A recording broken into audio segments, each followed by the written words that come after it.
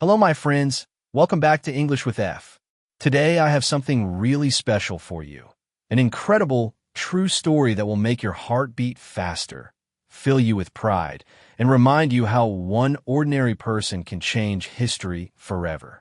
We're going to talk about Rosa Parks, the quiet, brave woman whose simple act of refusing to give up her seat sparked one of the greatest movements for freedom and equality in the world. Her life is full of dignity, struggle, quiet strength, love for justice, and unbelievable courage. Perfect for improving your English while getting inspired at the same time. So sit back, relax, maybe grab a notebook to write down new words or phrases, and let's begin this powerful journey together. Chapter 1. Early life in the segregated South. Rosa Louise Macaulay was born on February 4, 1913, in Tuskegee, Alabama, a small town in the deep south of the United States. At that time, America was deeply divided by racism. Laws called Jim Crow laws forced black people and white people to live separately. Black people had to use different schools, different water fountains, different restaurants, different buses, and everything for black people was usually worse, smaller, and more expensive. That Rosa's parents separated when she was very young, so she grew up mostly with her mother, Leona, and her grandparents. Her mother was a school teacher, and she taught Rosa at home because the local schools for black children were poor and far away. Rosa learned to read early, loved books, and dreamed of a better world. But even as a little girl, she saw unfairness every day. White people could sit anywhere they wanted, but black people had to stand or sit in the back. When Rosa was 11, her family moved to Montgomery, Alabama's capital city. There she attended a private school for black girls run by Miss White and Miss Murphy, strong women who taught their students not just reading and math, but also pride, self-respect, and the importance of standing up for what is right. Rosa's grandfather, Sylvester Edwards, was a strong man who carried a gun to protect the family from the Ku Klux Klan, a violent racist group. He told Rosa's stories about resistance and never giving in to fear. These early lessons stayed with her forever. As a teenager, Rosa wanted to become a teacher like her mother, but life was hard. She had to leave school at 16 to take care of her sick grandmother and later her mother. She worked long hours as a seamstress, sewing clothes by hand to support her family. In 1932, at age 19, she married Raymond Parks, a handsome barber who was active in the fight for black rights. Raymond encouraged Rosa to finish her high school education, something very few black women did in those days. In 1933, at age 20, Rosa became one of the first black women in Montgomery to earn a high school diploma. That diploma gave her confidence and opened doors in her mind. Chapter 2. Life in Montgomery and growing anger at injustice. Montgomery in the 1940s and 1950s was a beautiful city with big trees and warm weather, but for black people, it was full of daily humiliation. On the city buses, there was a strict rule. Black passengers had to sit in the back rows marked colored. If the white section was full, black people had to stand, even if there were empty seats in the front. If more white people got on, the bus driver could order black passengers to give up their seats and move back or get off the bus. Rosa hated this system. She saw old people, pregnant women, and children forced to stand while empty seats stayed empty just because of skin color. She also experienced it herself many times. One day in 1940s, she got on a bus and paid her fare, but the driver told her to get off and enter through the back door, a common trick to make black people pay twice or leave them behind. Rosa refused. The angry driver grabbed her coat and tried to push her off. Rosa stood her ground until he let her go, but she never forgot that moment. Rosa and Raymond joined the National Association for the Advancement of Colored People, NAACP, the most important organization fighting for black rights. Raymond helped raise money for people wrongly accused of crimes. Rosa became the secretary of the Montgomery chapter of the NAACP. She worked closely with E.D. Nixon, a strong leader and Pullman porter who organized black workers on trains. Together, they documented cases of injustice, helped people who were arrested unfairly, and dreamed of ending segregation. Rosa also attended workshops at the Highlander Folk School in Tennessee, a place where black and white people came together to learn about nonviolent protest and civil rights.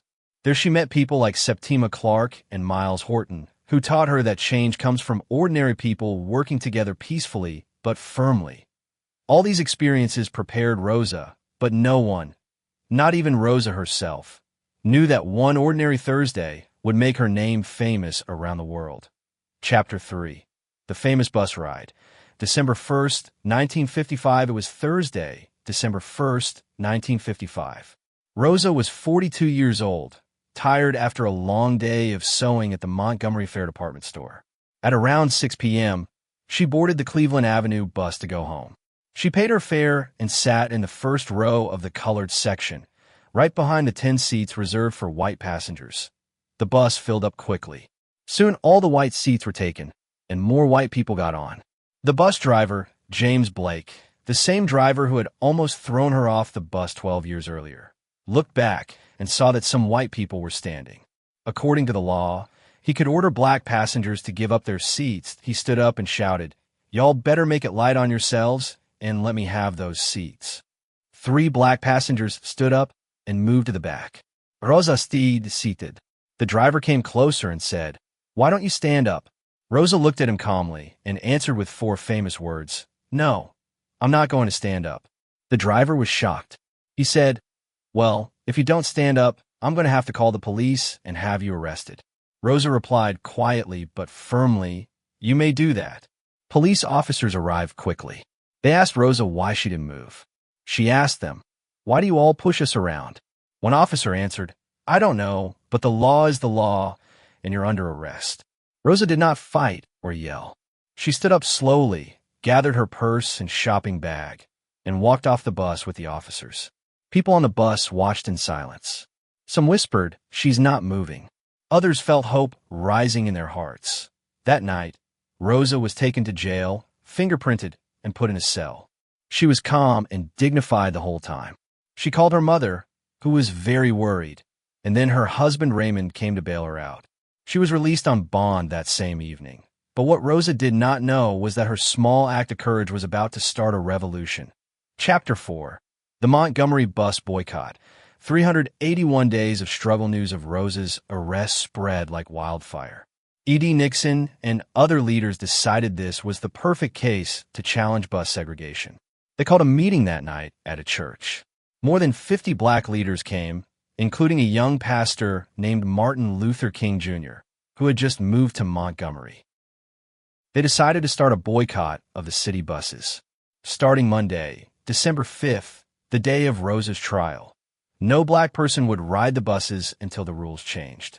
They printed 35,000 flyers and passed them out in churches on Sunday. The message was simple. Another woman has been arrested for refusing to give up her seat. If we do not do something to stop these arrests, they will continue.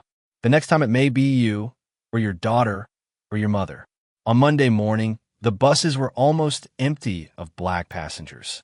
Women walked miles to work, men rode bikes or shared cars, children walked to school. The boycott was almost 100% successful. That same day, Rosa was found guilty in court and fined $10 plus court costs. She appealed, but the boycott continued. The Montgomery Improvement Association, MIA, was formed to lead the boycott. They elected 26-year-old Dr. Martin Luther King Jr. as president.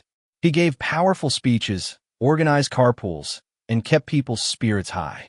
The boycott lasted 381 days, more than a year. Black people walked in rain, snow, heat, and cold. They sang freedom songs, prayed together, and supported each other. White people fought back. They threatened leaders, bombed King's house. Thankfully, his wife and baby were safe, arrested people, and tried to stop the carpools. But the black community stayed strong. Churches raised money. People donated shoes for walkers, and famous singers came to perform at rallies. Finally, on November 13, 1956, the U.S. Supreme Court ruled that bus segregation was unconstitutional. On December 20th, the order arrived in Montgomery. The next day, December 21st, black people rode the buses again, this time sitting anywhere they wanted. Rosa Parks rode the same bus she had been arrested on, sitting in the front row with the same driver, James Blake. She sat quietly, head high, a symbol of victory. Chapter 5. Life after the boycott. Legacy in later years after the boycott. Rosa lost her job because of the publicity. Threats came to her family. So in 1957, they moved to Detroit, Michigan, where her brother lived. There, Rosa worked as a seamstress again, then as an administrative assistant for Congressman John Conyers for many years. She never stopped fighting for justice. She spoke at events, supported civil rights causes, and started the Rosa and Raymond Parks Institute for Self-Development to help young people learn about their history and dream big. Rosa received hundreds of awards: the Presidential Medal of Freedom, 1996, the Congressional Gold Medal, 1999, and she became the first woman to lie in honor in the U.S. Capitol after her death. When she passed away on October 24, 2005, at age 92, thousands of people came to pay their respects. Her body lay in the Capitol Rotunda, a huge honor usually given only to presidents. Today, Rosa Parks is called the mother of the civil rights movement. Her quiet no changed laws, inspired millions, and helped end legal segregation in America. She showed the world that courage doesn't always shout. Sometimes it speaks softly but firmly. As so my friends on English with F, what do you think of Rosa Parks' incredible journey? Isn't her story one of the most powerful examples of how one person's dignity and determination can move mountains? She wasn't looking for fame. She was tired. She was fed up with injustice, and she simply said, enough. She teaches us that change starts with ordinary people who refuse to accept what is wrong. She reminds us to stand up or sit down for what is right, even when it's scary, even when you're alone.